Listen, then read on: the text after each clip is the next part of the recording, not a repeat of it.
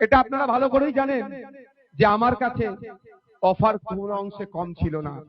কারণ একা নওশাদ সিদ্দিকীকে ভাঙড় থেকে যে বিধায়ককে পাঠিয়েছেন আপনারা 293 293 উপরে ভারী পড়ে যাচ্ছে। সুতরাং অফার কোনো অংশে কম ছিল না।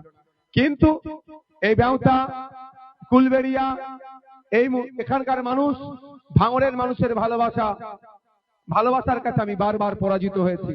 একদিকে আমার কাছে শাসকের অফার, মন্ত্রিত্বের লোভ, অপরদিকে আপনাদের অফুরন্ত ভালোবাসা। আমি শাসকের এই লোভ, যে অফারকে ত্যাগ করে বারবার আপনাদের ভালোবাসায় নিজেকে বিলিয়ে দিয়েছি। বন্ধুগণ, আজকে আমি এখানে উপস্থিত হয়েছি নির্বাচনী একটা প্রচারে।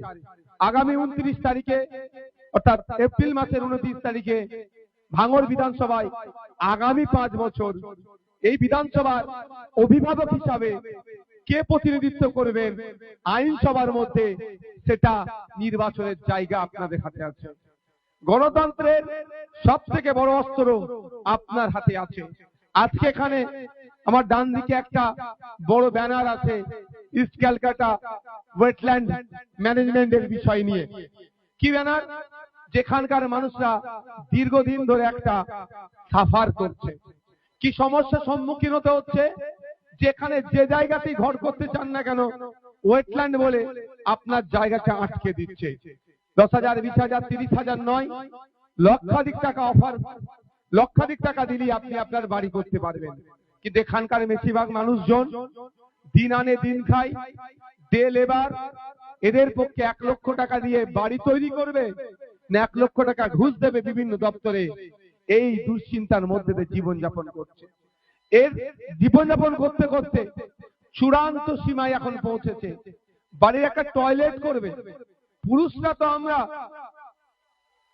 অনেক ক্ষেত্রে যেটা অনুচিত, তারপরেও মাঠে ঘাটে গিয়ে আমরা আমাদের টয়লেটটা করে নিই। কিন্তু আমাদের বাড়ির মা, আমাদের বাড়ির বোন, আমাদের বাড়ির মেয়েদের ক্ষেত্রে কিন্তু সেটা অনেকটা লজ্জাজনক, লজ্জাকর, তাদের পক্ষে সম্ভব হয়ে ওঠে না।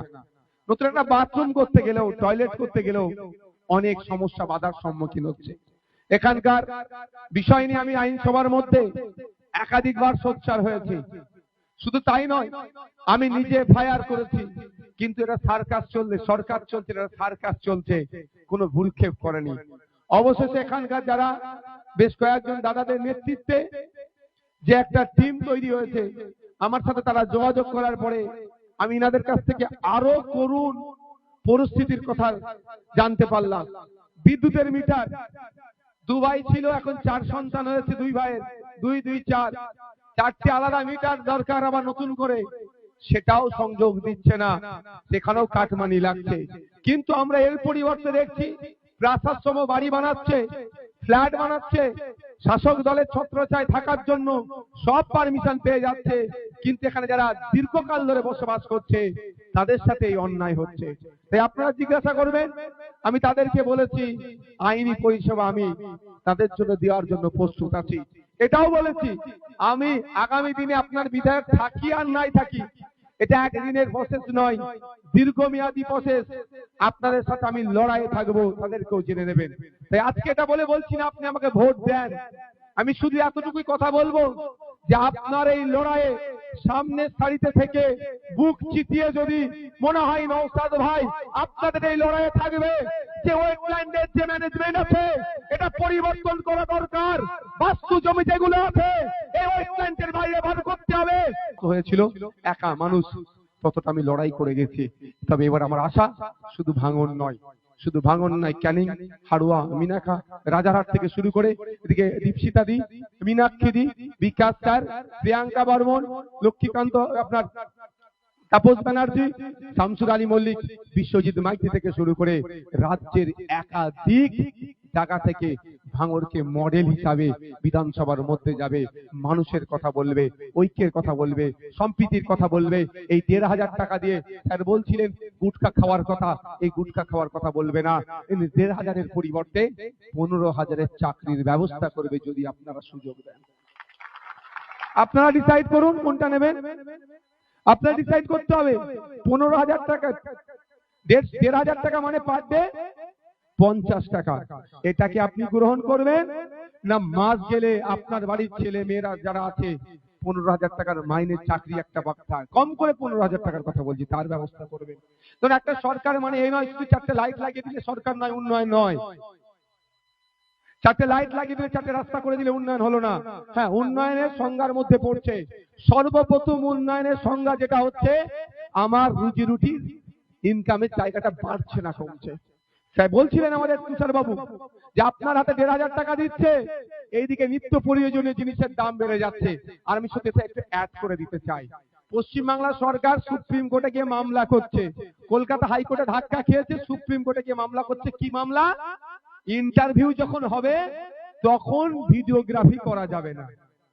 আরে ভাই, স্বচ্ছতার ডাব্বা গোডাউন বলে নিজেদেরকে দাবি করছে, সততার প্রতীক বলছে, আর ইন্টারভিউ হবে যখন তখন বলছে ভিডিওগ্রাফি করা যাবে না, ভিডিও রেকর্ড করা যাবে না।